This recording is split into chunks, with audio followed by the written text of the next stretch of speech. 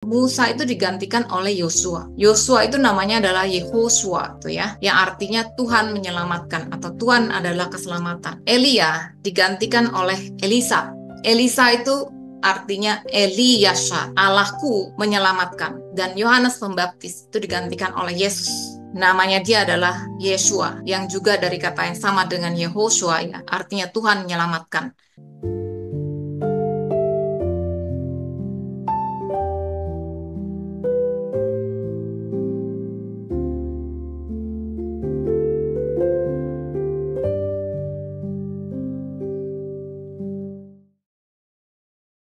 Nah, kemudian kita lihat mujizat Elisa itu dia melawan alam ya.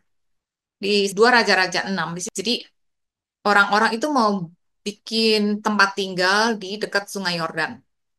Terus waktu mereka lagi nebang-nebang pohon, tiba-tiba ada mata kapak yang jatuh ke dalam air. Terus si orang ini bilang, aduh, itu barang pinjaman, katanya gitu. Kemudian berkatalah Elisa, kemana jatuhnya? Terus orang itu nunjukin tempat. Kemudian Elisa ambil sepotong kayu, dia lemparkan ke situ. Terus mata kapak itu timbul. Bayangin, itu mata kapak itu kan dari besi gitu ya. Tapi malah timbul setelah dilemparin sepotong kayu. Terus dia bilang, ambillah. Kemudian orang itu mengulurkan tangannya dan mengambilnya. Jadi itu adalah mujizat ya.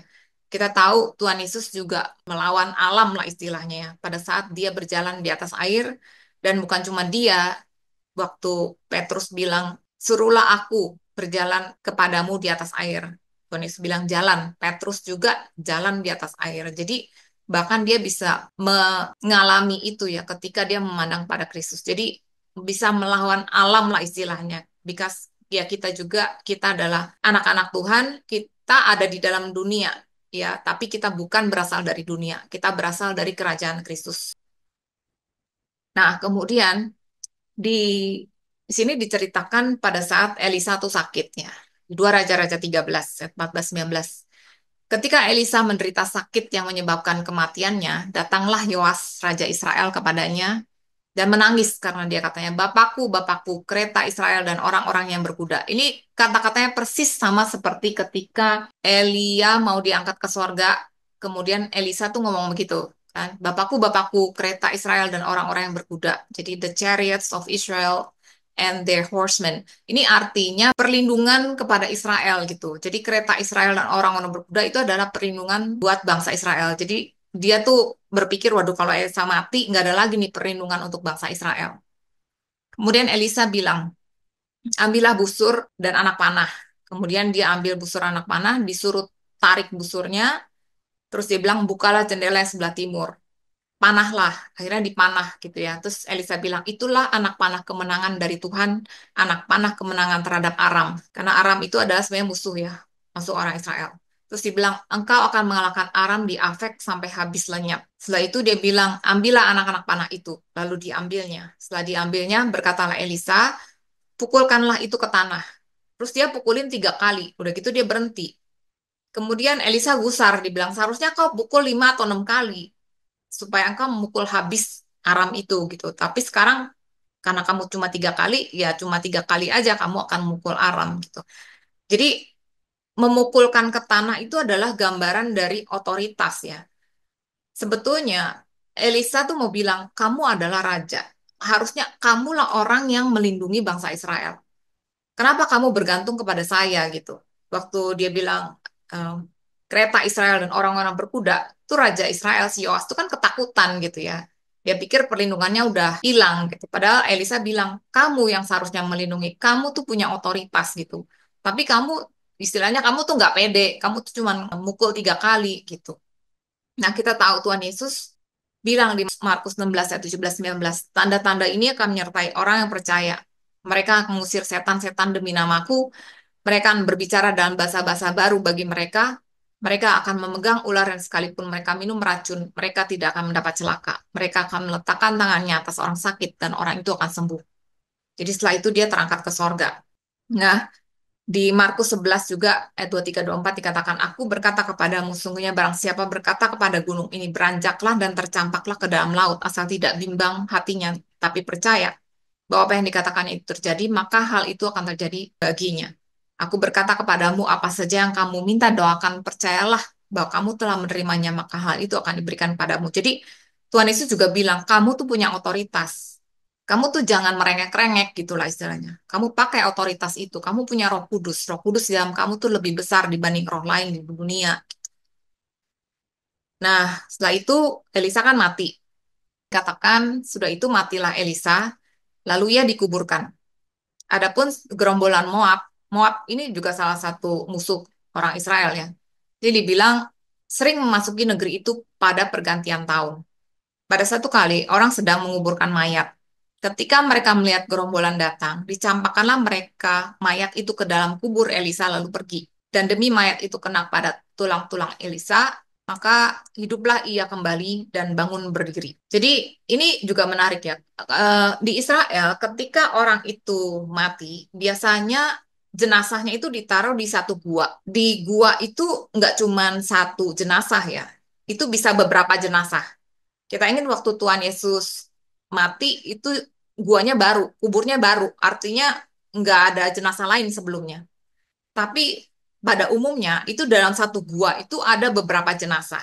Ditaruh di situ selama sekitaran 1 tahunan sampai daging-dagingnya tuh terurai gitu. Jadi kan mereka kan dikasih rempah-rempah gitu ya, dikafanin. Kemudian sekitaran setahunan itu daging-dagingnya itu akan terurai, jadi lenyap gitu istilahnya, campur jadi abu. Setelah itu yang tinggal ada tulang. Nah, tulang-tulangnya ini seharusnya setelah 1 tahunnya itu dikumpulin, dimasukin ke dalam satu tempat tulang yang namanya ossuary. Nah, tempat ini kotak dari batu. Nah, setelah itu baru dikuburin gitu ya, tulang-tulang itu dikuburin. Kita ingat ini juga terjadi pada Yusuf waktu dia mati, kemudian tulang-tulangnya itu dibawa kembali ke Israel. Nah, di sini di gua itu ada tulang-tulangnya Elisa yang belum dikumpulin ya, belum dimasukin ke ossuary. Nah, terus ada gerombolan yang mau menguburkan mayat. Jadi dia mau taruh lah gitu ya istilahnya. Nah, terus begitu mereka melihat ada gerombolan orang Moab, mereka ketakutan gitu. Terus akhirnya mereka lemparin aja, ditaruhlah ke kuburnya Elisa. Jadi ke guanya Elisa itu ya, dia taruh gitu. Nah, itu jenazah kena ke tulang-tulangnya Elisa. Begitu kena ke tulangnya Elisa, dia hidup lagi gitu, dia bangun lagi gitu, berdiri gitu kan. Nah, kita tahu bahwa ini juga adalah gambaran Kristus itu membangkitkan kita istilahnya. Di Efesus 2 ayat 4 sampai 6 dikatakan, tetapi Allah yang kaya dengan rahmat, oleh karena kasihnya yang besar yang dilimpahkannya kepada kita telah menghidupkan kita bersama-sama dengan Kristus sekalipun kita telah mati oleh kesalahan-kesalahan kita.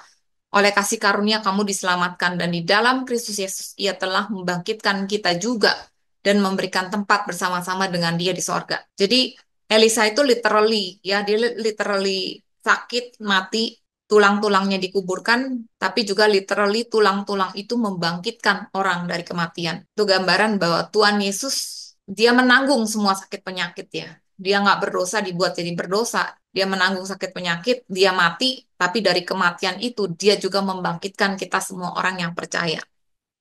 Di Maleakhi 4, ini adalah ayat terakhir di Perjanjian Lama ya. Ayat 5 sampai 6 dikatakan, sungguhnya aku akan mengutus Nabi Elia kepadamu menjelang datangnya hari Tuhan yang besar dan dahsyat itu. Maka ia akan membuat hati bapak-bapak berbalik kepada anak-anaknya dan hati anak-anak kepada bapak-bapaknya supaya jangan aku datang memukul bumi sehingga musnah. Jadi dia bilang, aku akan mengutus Nabi Elia dan kita tahu itu adalah gambaran dari Yohanes Pembaptis ya. Di Matius 11, di sini dikatakan, karena tentang dia ada tertulis, lihatlah, aku menyuruh utusanku mendahului engkau, ia akan mempersiapkan jalanmu di hadapanmu.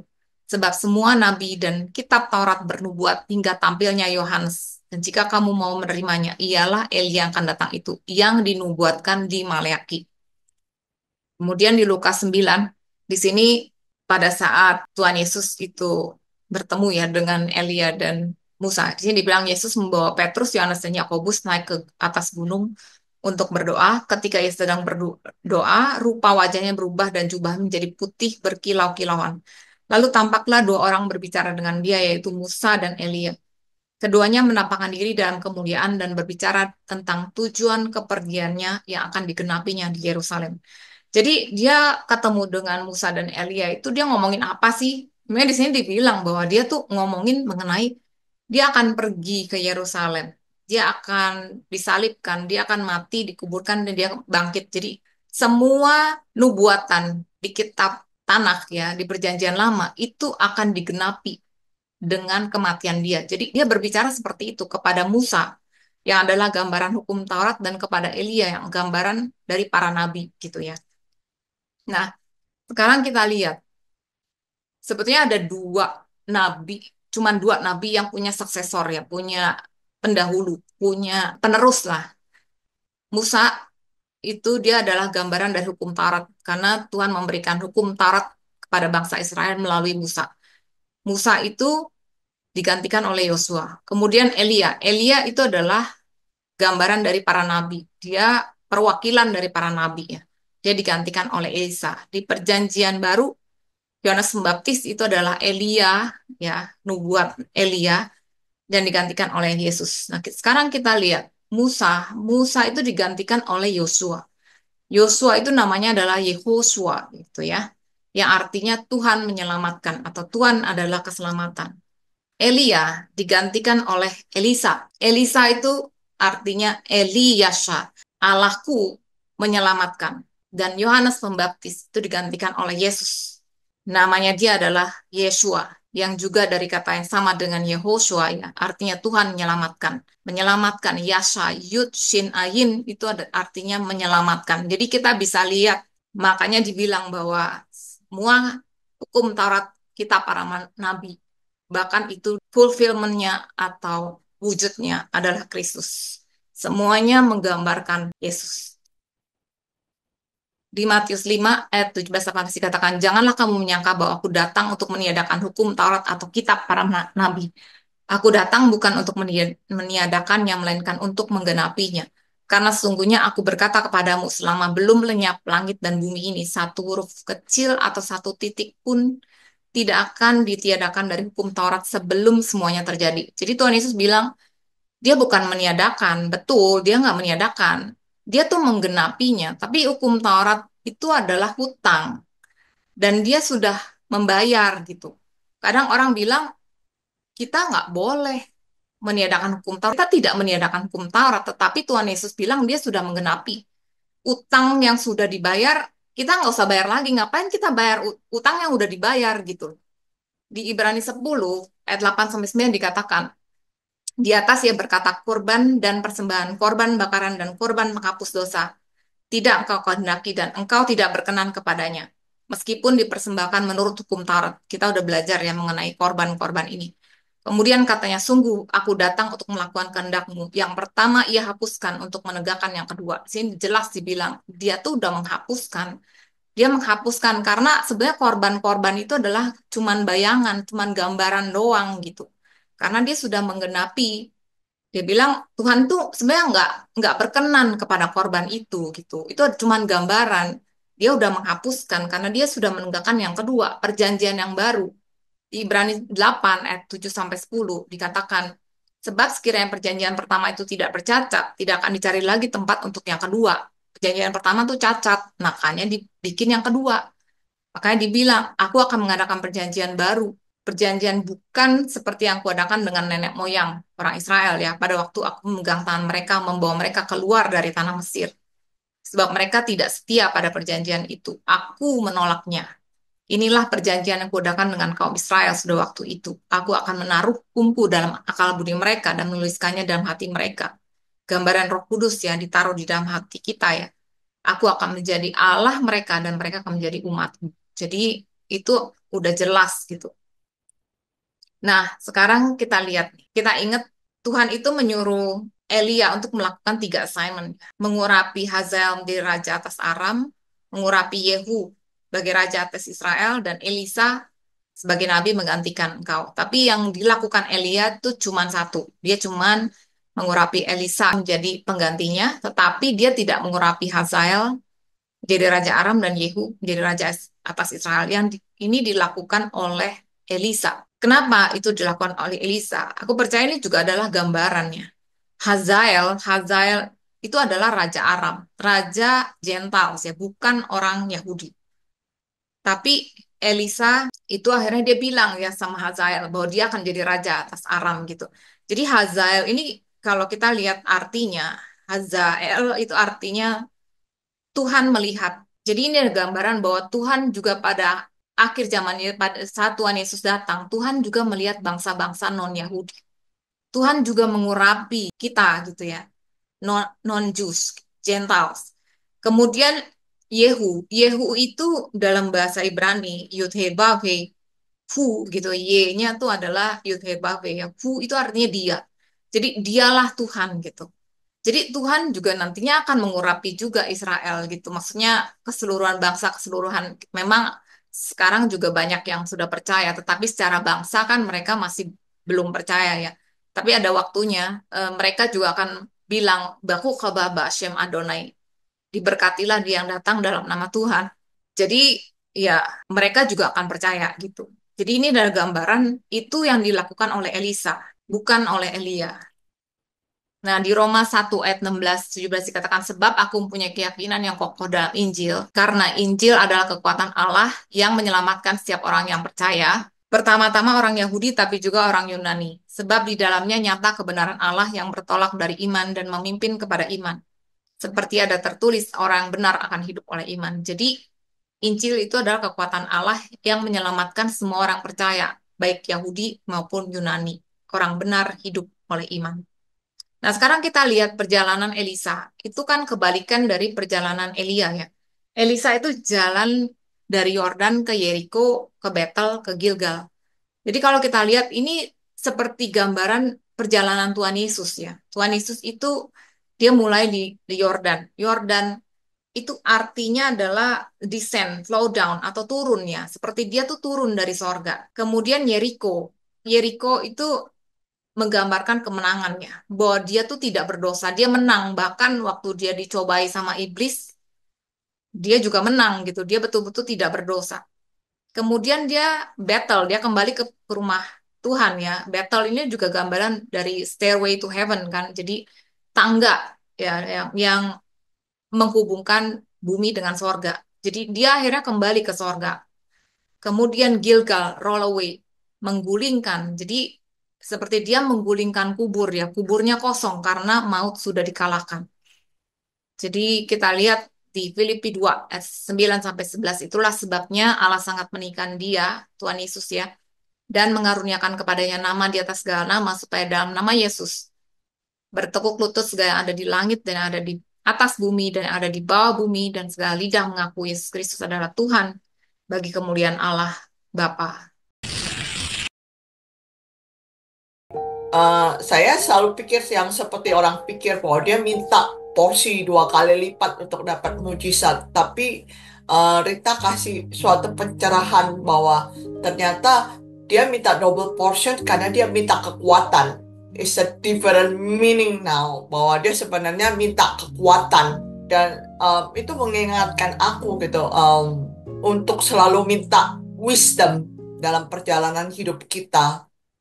Halo semuanya, salam sejahtera, dan semoga semua dalam keadaan sehat. Selamat berjumpa dalam Grace for Indonesia. Nama saya Rita.